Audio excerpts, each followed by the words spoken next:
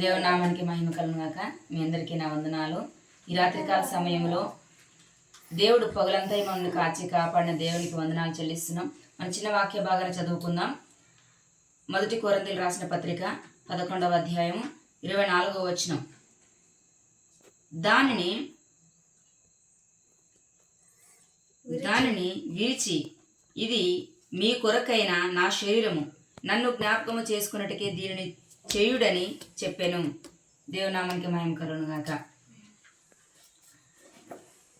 అయితే యేసు ప్రభు గారు ఇక్కడ ఒక మాట ఏమంటున్నారు అంటే, బలిలో పాలు పొందుతూ ఉన్నప్పుడు, పరిశుద్ధనాన్ని మనం ఆచరిస్తూ ఉన్నప్పుడు ఆదివారము పాస్టర్ గారు ఏం చెప్తారంటే, మిమ్మల్ని మీరు పరీక్షించుకోండి, మీ పాపాలు ఒప్పుకొని, మీ పాపాలను మీరు జ్ఞాపకం చేసుకొని వాటిని ఒప్పుకొని విడిచిపెట్టి అందులో మీరు పాలు పొందండి అని చెప్తారు కదా. అయితే ఇక్కడ యేసుప్రభు స్పష్టంగా ఏమి రాసించినారంటే, నన్ను జ్ఞాపకం చేసుకోవడానికే మీరు దీన్ని చేయాలి. ఏం చేయాలి? దీనిని చేసినప్పుడల్లా, ఈ పాత్రలోని త్రాగినప్పుడల్లా, నా శరీరాన్ని మీరు భుజించినప్పుడల్లా మీరు ఎవరిని జ్ఞాపకం చేసుకోవాలి? ప్రభు యేసుక్రీస్తు వారిని మనము జ్ఞాపకం చేసుకోవాలి. అది ఏమని జ్ఞాపకం చేసుకోవాలి? యేసు ప్రభు నీకు స్తోత్రం నాయన, నాకు శరీరము ద్రాక్షరసం ఇచ్చినవని కాదు. మనం జ్ఞాపకం చేసుకోవాల్సిన విషయం ఏంటంటే, యేసు ప్రభు వారు మన కొరకు పడిన శ్రమ, ఆయన సిలువలో మన కొరకు భరించిన వేదన, ఆ 3 మేకల మధ్య ఆయన అనుభవించిన ఆ వేదనని, ఆయన కార్చిన ప్రతి కన్నీటి బొట్టుని, ఆయన శరీరాన్ని నాగటి చాలు వల్ల దున్నిన ఆ గాయాలను మనం జ్ఞాపకం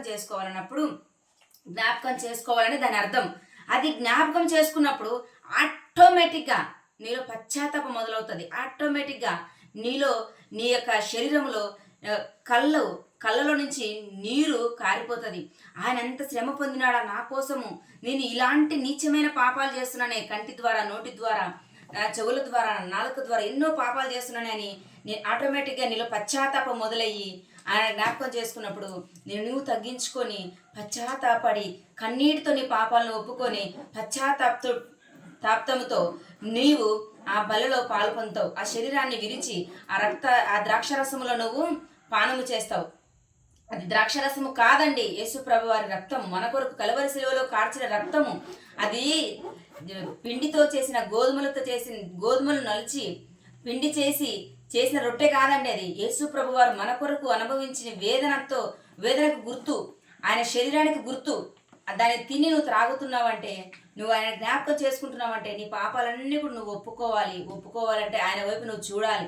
శిలువ వైపు నువ్వు చూసినప్పుడే అది సాధ్యం. అదే యేసు ప్రభు వారు 1 కొరింథీ 11వ అధ్యాయం 24వ వచనంలో ఆ మాటే చెప్తున్నాడు. మీరు ఈ శరీరాన్ని తిని, ఇది నా శరీరం అని ఎంచి దీనిలో మీరు చేసినప్పుడు ఎవరిని జ్ఞాపకం చేసుకోవాలి? దాన్ని చేసినప్పుడు యేసు ప్రభు వారిని మనం జ్ఞాపకం చేసుకున్నప్పుడు దేవుడు గొప్ప కార్యాలు మన జీవితంలో చేసి మనల్ని ఆయన ఉన్నతులుగా నిలబెట్టి మన పాపం నుంచి మనల్ని పవిత్రులుగా చేయను.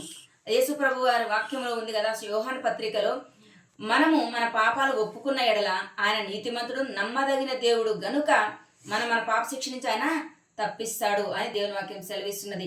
ఈ మాట దేవుడు దీవించును గాక. ప్రతి ఆదివారం మీరు బలిలో పాలు పొందుతూ ఉన్నప్పుడు మీరు చేసిన పాపాలు కాదు మీరు జ్ఞాపకం చేసుకోవాల్సింది, యేసు ప్రభు వారిని జ్ఞాపకం చేసుకోండి. ఆయన మన కొరకు చేసిన త్యాగాన్ని జ్ఞాపకం చేసుకోండి. అప్పుడు ఆటోమేటిక్గా మీ పాపాలన్నీ కూడా కడగబడతాయి. మీరు పశ్చాత్తాపంతో మీ కన్నీరు వస్తుంది. అప్పుడు మీరు పరిశుద్ధంగా బలిలో పాలు పొందుతారు. దేవుడి మాటలు దీవించును గాక. అందరి వినికడులో దేవుడు ఆశీర్వదించును గాక. ఆమేన్.